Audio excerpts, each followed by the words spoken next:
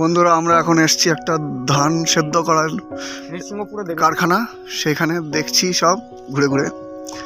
ডাক্তারবাবু বলুন, এখানে মনে হয় হিট করে।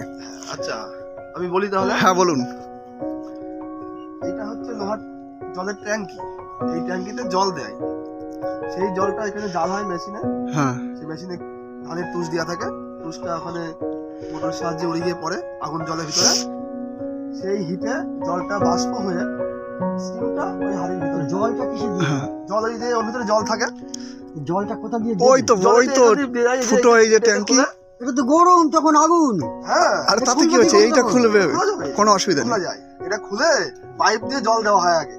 হ্যাঁ, জল দিয়ে পাইপ, একটা পাইপ হ্যাঁ হ্যাঁ হ্যাঁ, আগে জল দেওয়া হয়, তারপরে এটা বন্ধ করা হয়। সেই জলটা যখন বাষ্প হয় তখন ওই স্টিমটা এখান থেকে গিয়ে ওর মধ্যে ঢুকছে। সেই স্টিমে ধানটা সিদ্ধ এবং ভাপ হয়।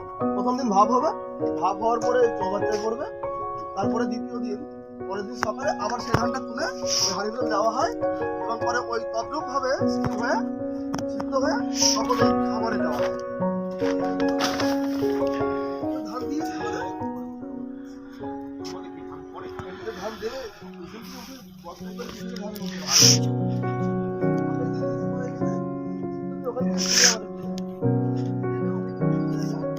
আমাদের বাড়িতে যেগুলো আছে সেটা খুব আরাম এবং নিচু।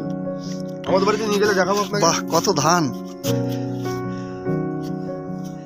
তো আমাদের খামারটা কিন্তু সম্পূর্ণ ঢালাই করা, এটা তো মাটির উপরেই মনে হয় যে ওই তোমার হচ্ছে ইসে করে। হ্যাঁ, আমাদের উন্নত, আমাদের অন্যরকম পুরো পথে।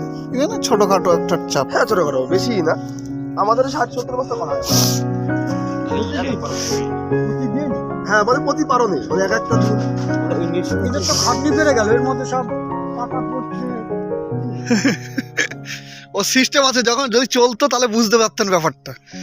একে তো রানিং নেই, এই যে তুষ, তবে মনে হচ্ছে জাল দেওয়াটা মনে হচ্ছে হাতেই জাল দেয়, বুঝলে ভাই? হ্যাঁ হাতেই জাল দেয়। মেশিনে জাল হয় না। হ্যাঁ হ্যাঁ, হাতেই। অল্প স্বল্পই কারবার মনে হচ্ছে যা। হ্যাঁ হ্যাঁ, এই তো জলের পাইপও আছে, ওর মধ্যে মোটর আছে, ওটা দিয়ে পাইপ দিয়ে জল দেয়, দেখে বোঝা যাচ্ছে।